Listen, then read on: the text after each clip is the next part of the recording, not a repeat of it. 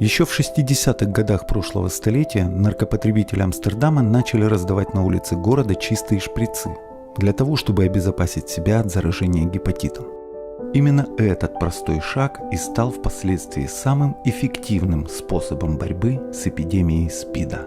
С тех пор прошло более полувека, но человечество так и не придумало лучшего средства профилактики ВИЧ. Привет и добро пожаловать в Амстердам, в город, который построен ниже уровня моря, страну, где люди делают электричество из воздуха, где легально продают наркотики, где легализована секс-работа.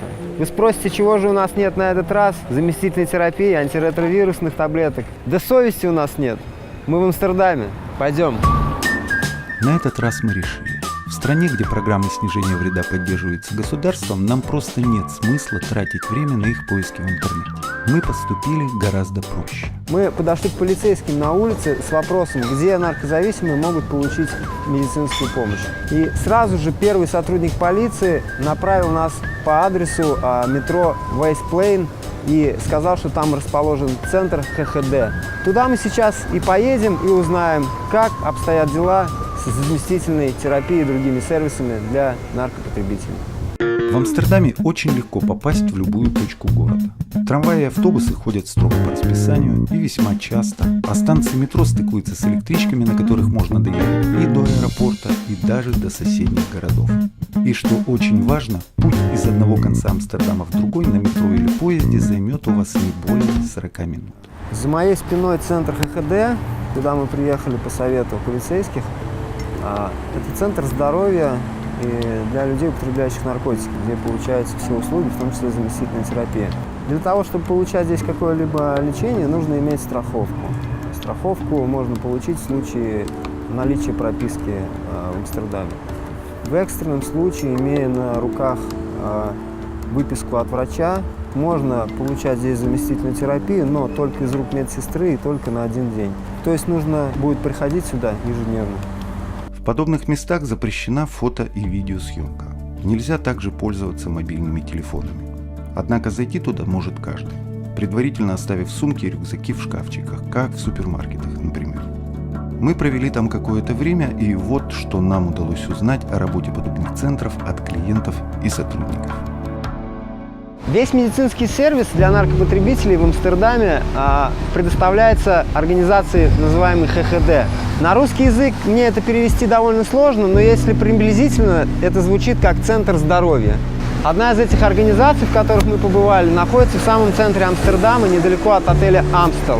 Общее количество клиентов, получающих помощь в этих трех центрах, более 800 человек. Женщин порядка 10%. С виду это ничем не выделяющееся здание, за исключением того, что на входе можно увидеть охрану. Заходя внутрь, стоит кофемашина, где можно попить кофе, выпить супа, получить вот такой вот талончик на прием к врачу и в течение буквально 20 минут получить услугу, которая тебе необходима.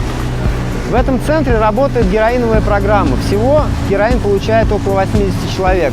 10 из них употребляют инъекционно, внутривенно или внутривышечно, а остальные курят. Комната для курения героина вмещает 7 человек одновременно. Но одно условие, если ты употребляешь инъекционно, ты делаешь это самостоятельно. Медсестра тебе не будет в этом помогать. Если ты являешься пациентом и получаешь героин, ты можешь приходить в центр 3 раза в день, и максимальная дозировка при внутривенном употреблении 300 мг за один прием, то есть суммарно в день около грамма. Но если ты употребляешь внутримышечно, дозировка может быть немножечко больше. И еще один интересный факт. Туберкулеза здесь практически нет, и даже больницы закрываются. Голландцы сказали, болезни зарождаются на улицах.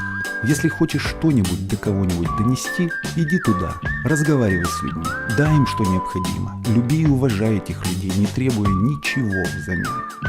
Автор этих слов Аня Саранка. Последние несколько лет она живет и работает в Нидерландах и знает о здешних программах снижения вреда все. Или почти все. Мне кажется, в наших странах уже достаточно много чего хорошего сделано в плане продвижения сервисов для наркопотребителей. Но, конечно, в Амстердаме этим уже занимаются много-много лет, и вообще в Голландии в целом. И уже как-то со стороны государства и со стороны муниципальных служб и правительства не возникает никаких вопросов о том, нужно это или не нужно. Ну, то есть понятно, что такие программы нужны, и в Голландии удалось предотвратить эпидемию ВИЧ-инфекции среди людей, употребляющих наркотики.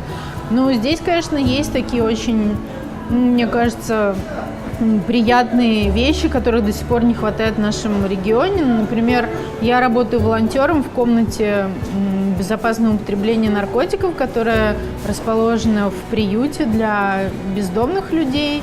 Вот. И мне кажется, что вот таких вещей в нашем регионе не хватает. То есть пока эти комнаты есть только в 10 странах мира, и в регионе Восточной Европы и Центральной Азии их до сих пор нет. Мне кажется, что если бы подобные комнаты заработали в какой-то стране нашего региона, это уже бы было очень хорошим примером для других стран, для того, чтобы развивать такую же деятельность. Ну и понятно, что эти комнаты, они помогают людям, там, я не знаю, как-то людям, которые продолжают употреблять наркотики, да, не хотят, там, например, остановиться на метадоновые программы, вот, ну или просто предпочитают употреблять наркотики в какой-то менее стрессовой ситуации. Им это позволяет еще больше снизить риски, связанные с употреблением, обезопасить себя там от передозировок, как-то, не знаю, не валяться на улице, да, или в подъезде колоться, а употреблять наркотики в более каких-то цивилизованных условиях и в месте, где можно всегда обратиться за помощью, за там, социальной помощью или за медицинской помощью, где можно, не знаю, постирать, поесть, в общем, чувствовать себя как нормальный человек. Мы сейчас находимся в Голландии, это страна крайнего прагматизма. То есть здесь никакие решения, все решения очень взвешенные, и все решения долго обсуждаются. Поэтому то, что делается здесь, можно быть уверенным в том, что это не просто там с бухты-барахты принятое решение, что это действительно какое-то взвешенное, там, научно обоснованное и экономически обоснованное решение. Естественно, Амстердаму невыгодно было, чтобы люди там лежали на улицах, кололись, чтобы на улицах шла какая-то бурная вот эта вот вся нарко-жизнь. Вот. Амстердаму выгодно, чтобы сюда приезжали туристы, чтобы сюда приезжали бизнесмены, чтобы люди чувствовали себя безопасно, чтобы они чувствовали себя спокойно, чтобы они вкладывали в город деньги. Для этого, конечно, лучше иметь чистые такие вот красивенькие улочки, чем какие-то, странные там трущобы. Мы поинтересовались у Ани по поводу участия местных потребителей наркотиков в мониторинге качества предоставляемых услуг. Я не знаю, на моем опыте здесь никакого мониторинга не происходит. То есть здесь никто не ходит, не борется, по крайней мере, из того, что я видела. Очень сложно ходить там и бороться за свои права. То есть, вообще отношения между между людьми, предоставляющими сервис, и клиентами совершенно другие. То есть то, к чему привыкла я в Москве, какие у нас отношения с нашими клиентами, скажем так, абсолютно беспороговые, какие-то дружеские отношения. Здесь, конечно, все это... Но здесь это обычная услуга, как ты приходишь получать какую-то услугу здравоохранения, понимаешь, там в поликлинику, я не знаю, к врачу. Здесь то же самое. И, соответственно, отношения такие же. То есть нет, в любом случае происходит, конечно, какой-то фидбэк, какое-то улучшение сервиса, но в целом уже нет такого накала борьбы, там, страстей и борьбы за права человека, вот этого всего активизма, там, то, от чего мы все премся. Но уже здесь как-то с этим поутихло немножко. На первый взгляд может показаться, что голландская модель снижения вреда работает идеально, и менять в ней уже нечего и незачем. Однако эволюция наркополитики этой страны продолжается, и это, на наш взгляд, позволит в будущем использовать новые варианты лечения зависимости не только в Нидерландах, но и во всем мире. Например, с применением ибогоина, МДМА или айауаски. В Голландии вообще достаточно доступны разные модальности лечения наркозависимости. Ты, в принципе, можешь в реабилитационный центр по страховке уехать и получать там какую-то помощь психиатра, и метадоновую программу, естественно, можешь пойти, если у тебя есть страховка, там вот эти все дела. Вот. Ну, а аюхуаска – это немножко другая тема. То есть здесь есть определенная церковь, которая уже достаточно много лет назад получила разрешение употреблять аюхуаску в ходе, ну, как бы, ритуальной церемонии, своей церковной, религиозной церемонии. Вот, и они это сделали через суд, и теперь действительно там, если ты принадлежишь как бы этой религии, я так понимаю, что это некое, там, скажем, отклонение католицизма, которое использует аюхуаску именно в ходе вот своей сакральной церемонии. Вот, и они получили разрешение на как бы легальное использование аюхуаски. Но кроме того, здесь очень много, здесь вообще вот, ну, как бы развита вся эта тема с использованием психоделиков для психотерапии. К сожалению, это нелегально еще нигде в мире, но, по крайней мере, проводятся научные исследования в этом направлении, и понятно, что там проводятся научные конференции, ну, как бы очень много различных дебатов на эту тему. Понятно, что это, в принципе, очень перспективное направление психотерапии в целом, и в частности лечение наркозависимости. То есть есть уже много научных исследований, которые подтверждают, что использование психоделиков для лечения наркозависимости очень эффективно. Вот. Ну и я надеюсь, что это в будущем будет развиваться и здесь, и что психотерапия при помощи психоделиков, МДМА будет в том числе в Голландии, ну, как-то продвигаться и дальше. То есть я надеюсь, что в целом как бы наука и практика будет двигаться в этом направлении. Ну и поскольку здесь, в Голландии и в Европе, ну, как бы есть, скажем так, ну, больше поддержки для различных подходов развития науки, я надеюсь, что здесь это тоже будет развиваться. В этом мире нет ничего случайного. Не случайна и наша встреча с Максимом, парнем из Питера, с которым мы познакомились в одном из центров здоровья Амстердама. Слово за слово, и вот мы, прячась от дождя в полутьме небольшого кафе, уже слушаем историю его жизни. Когда я попал в австрийскую больницу после наших больниц, которых я видел за предыдущих 1,5 года очень много, к тебе относятся как к нормальному человеку. Если бы наши врачи хотя бы, не знаю, 1/10 от этого могли бы сделать, это уже было бы хорошо. Но то, что увидел и услышал я там, это было очень круто. Австрийские врачи буквально поставили Максима на ноги. Вылечили вены, назначили антиретровирусную и заместительную терапию, причем не метадоном, а его левовращающим изомером, так называемым L-паламидоном. Я пробовал на этой программе, на L-паламидоновой, наверное, месяцев 6. И дальше меня перевели на субститоловую программу. С утра встаешь, в ближайшую аптеку приходишь, и тебе выдают на день твои таблетки, чтобы все-таки черный рынок сильно не развивался. Но это не во всех аптеках. В некоторых аптеках выдают и на неделю, и на 2 недели. И у них абсолютно нету героина, потому что нету смысла покупать героин, если ты можешь за 10 евро купить чистейшего морфина. Люди, наркопотребители, которые там намного взрослее, то есть если у нас 35 уже ты, ну, грубо говоря, все подходишь к краю своей жизни, да, к 40, то там люди живут намного дольше, чем в России. В Амстердам я приехал на Новый год, это было год и 9 месяцев назад. Я приехал с пачкой бумаг для центра по наркотикам, грубо говоря, и я приехал с пачкой бумаг для ВИЧ-центра, грубо говоря, да. Я думал, меня сразу же переведут на героиновую программу, никаких проблем не было, потому что я еще в Австрии был на бензодиазепиновые, мне выдавали бензодиазепины, довольно-таки много.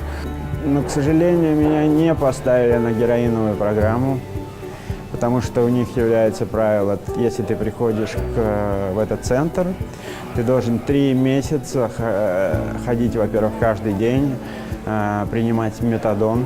Каждую неделю они делают тесты для того, чтобы знать, что ты употребляешь, как ты живешь. Если они как бы видят, что ты употребляешь героин все равно, то они тебя переводят на героиновую программу. Но это в случае, если ты голландец и живешь в Амстердаме уже как минимум 3 года. Я не живу 3 года, соответственно, я не мог попасть на эту программу. Я прихожу в специальный медицинский центр, там же, где героиновая программа, собственно. Раз в неделю мне на неделю выдают метадон, чтобы я там не болтался каждый день. У меня есть контактное лицо, также есть психиатр, к которому я хожу каждую неделю. Это мне помогает, это как анонимные наркоманы, да, только один на один, грубо говоря. Я долго думал почему здесь вот так, а у нас совсем непонятно что. И первое, что нужно, это даже не деньги, нужно отношения друг к другу поменять. Немножко доброты нужно, доброты и понимания. И услышать друг друга. Вот и все. Еще одна важная деталь про снижение вреда в Амстердаме. Как вы знаете, здесь большое количество кофешопов и смарт-шопов, магазинов, где торгуют марихуаной и другими психоактивными веществами. И помимо всего прочего, там продаются тесты на наркотики, антидоты, позволяющие снять интоксикацию в случае передозировки разными веществами, и даже пудра, специальный разбавитель для кокаина, чтобы дилеры могли использовать безопасное для здоровья вещество для того, чтобы разбавлять наркотики. А сейчас мы приехали на станцию Waterloo Plain, это станция метро Площадь Waterloo. И я вам хочу рассказать про магазин Second Hand, который торгует вещами весом. Но на самом деле здесь, как все в Нидерландах, заслуживает пристального внимания. И на самом деле это не только магазин, но еще и место для свободного тестирования на ВИЧ. Вот так вот AHF Foundation может предоставить вам услуги тестирования в тот момент, когда вы прогуливаетесь и покупаете себе новый гардероб, всего лишь поднявшись на 2-й этаж. Давайте же поднимемся и пройдем тест.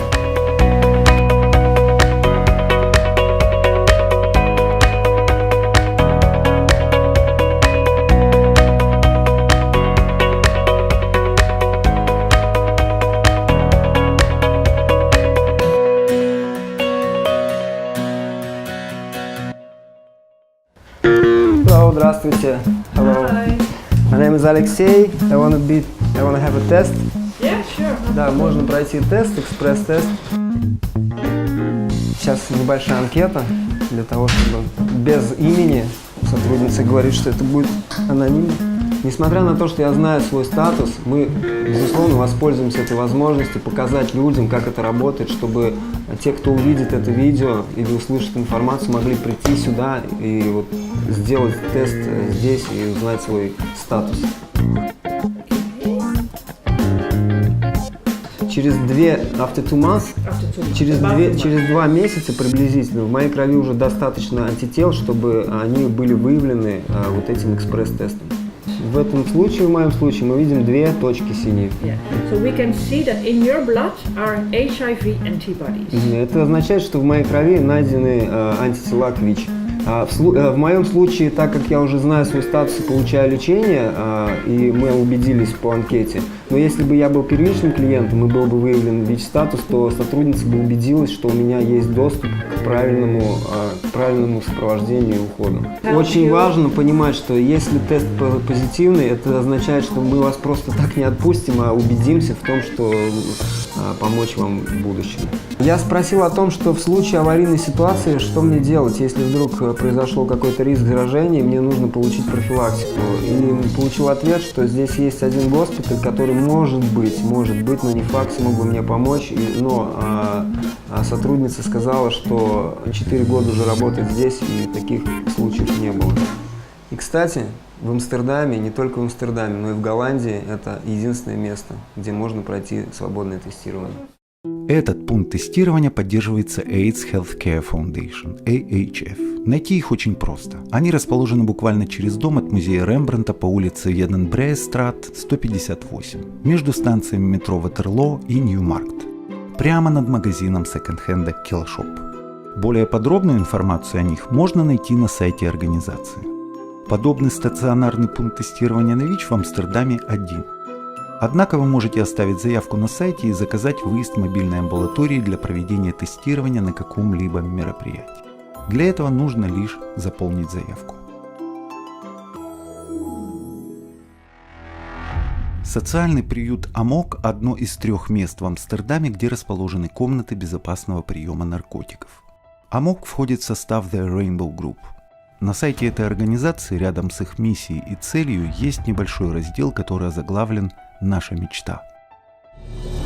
Мы мечтаем о городе, в котором есть место для каждого, где бедные и богатые живут и работают вместе, где, помогая друг другу, люди становятся сильнее и способны жертвовать собой ради развития общества. Мы мечтаем о городе, где никто и никогда не чувствует себя опустошенным. Ну вот вы видите гостиницу «Амстел», «Амстел Хотель», один из самых дорогих и престижных отелей. А напротив него, через канал, находится центр «Амок», куда мы сейчас пойдем. Мы сегодня пришли специально пораньше, пока нет клиентов, потому что в нормальные дни там очень много людей, и, конечно, снимать там не получится. Нас уже ждут, и мы сейчас пойдем внутрь. Всего в Амстердаме 24 подобных центра. В 3 из них есть комнаты для приема наркотиков, другие работают как дневные дроп-ин-центры, столовые, приюты для бездомных и так далее. Основная часть расходов на содержание этих центров покрывается за счет городского бюджета. Мы точно не знаем, сколько подобных центров по всей Голландии, но нам рассказывали, что их сотни. Одних только комнат для приема наркотиков 32. Центр «Амок», в который мы пришли, работает 7 дней в неделю. Режим работы по выходным дням немного отличается от будней. Небольшую воскресную экскурсию для нас провел координатор комнат безопасного приема наркотиков центра «Амок» Седрик Шарвет. Вот видите, какая история. В субботу и воскресенье здесь гораздо больше клиентов. Если в нормальные дни комната для инъекций на 2-м этаже, то в выходные, так как народу много, а здесь на 1-м этаже также душевая, туалет, кухня, ТВ, а сотрудников всего 2, им удобнее таким образом оставлять 1-й этаж, чтобы и сделать здесь возможным переносится комната для употребления со 2-го на 1-ю, чтобы здесь было удобнее работать. Ну и да, и приходится очень много объяснять людям, которые просто приходят с улицы, которые не первый раз в данной программе, им нужно пройти предварительную беседу с социальным работником, понять, кто они, что они, какие их потребности. И, соответственно, Седрик не может постоянно находиться и с клиентами, и бегать, встречать гостей, объяснять им, что это такое, и перенаправлять. Поэтому здесь на 1-м этаже в выходные удобнее работать. Пока Седрик нас угощает кофе, он также рассказал интересную вещь. Вот в комнате есть компьютеры с интернетом, с возможностью бесплатного доступа для клиентов и, конечно, телевизор. И очень многие клиенты любят смотреть спорт, такие программы, как футбольные матчи, заезды Формулы-1. И по выходным расписание работы комнаты для инъекций иногда приходится менять, чтобы не прерывать посреди матча людей и не выгонять их на улицу. Это настолько трогательно. А вот эта чудесная стена – это расписание услуг, которые есть в этом центре. Например, вот в понедельник кофе, душ, время обеда, визиты к доктору в 14:00. Можно поменять одежду. Уроки английского и немецкого языка по вторникам. Заметьте, что помощь в подготовке резюме и подаче заявлений на поиск работы уделяется большое время. То есть 3 дня в течение недели, среда, четверг, пятница. И это очень важный момент работы данного центра. Для того, чтобы весь медицинский сервис стал доступен, нужно иметь медицинскую страховку. А для этого как раз-таки и помогают сотрудники центра трудоустроиться. Сотрудники центра пытаются привлечь и привлекают клиентов к тому, чтобы они помогали команде на кухне, со стиркой вещей, по уборке территории, для того, чтобы клиенты не чувствовали себя просто как пришли и получили какой-то сервис, а чтобы они чувствовали себя частью этой жизни и частью этой программы. То есть основная идея, что это их дом. И если клиент приходит и говорит, что душ грязный, Седрик может сказать, ты можешь помыть его, ничто тебя не ограничивает. И они чувствуют себя как дома. Очень интересная дискуссия, что, например, центр ХХД, это муниципальный центр здоровья, не предоставляет, метадон для граждан России. Это происходит потому, что договор между европейскими странами подразумевает, что если есть какая-то экстренная помощь в одной стране и есть для этого бюджет, то они могут делиться финансовыми возможностями между странами Союза для того, чтобы оказывать эту экстренную помощь внутри этих стран для граждан Евросоюза. Ну и мы, конечно же, покажем, как можно использовать комнату для инъекций по назначению. Вот есть шприцы, клиент может прийти, взять нужный ему шприц, взять салфетки, сесть за столик, достать то, что он принес с собой. Каждый клиент имеет свою персональную ложечку. Я достаю свою ложечку, у меня есть вода, шприцы, ну и, собственно говоря, готовлю и употребляю. И, конечно же, используя шприцы, выкидываем данную коробочку. Центр не ограничивает клиентов в количестве выдаваемых шприцов и игл, потому что они четко понимают, что каждая игла, выданная центром на вынос, здесь это акт профилактики. Поэтому клиенты могут брать столько шприцов, сколько могут унести. Но исследуем традиции данного дома, мы помоем за собой посуду.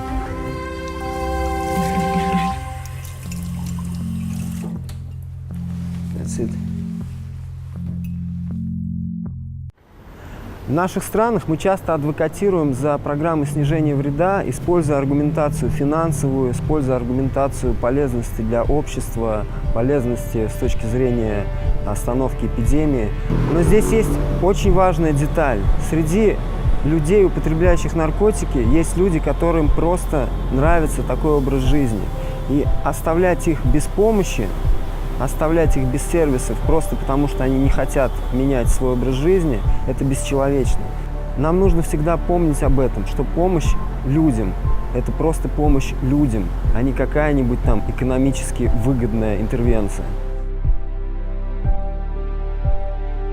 Эпидемия ВИЧ-инфекции и туберкулеза урбанизирована. И от того, насколько хорошо организованы программы в ответ на эпидемии в городах, часто зависит и успех борьбы с эпидемией в целом, в масштабе страны или даже региона. Власти Амстердама на протяжении многих лет, целенаправленно выделяя средства из городского бюджета на поддержание эффективной работы разнообразных сервисов и профилактических программ, видимо, хорошо понимают, что контролируя эпидемию в городе, где проживает треть всех ВИЧ-позитивных граждан Голландии, ты контролируешь эпидемию во всей стране.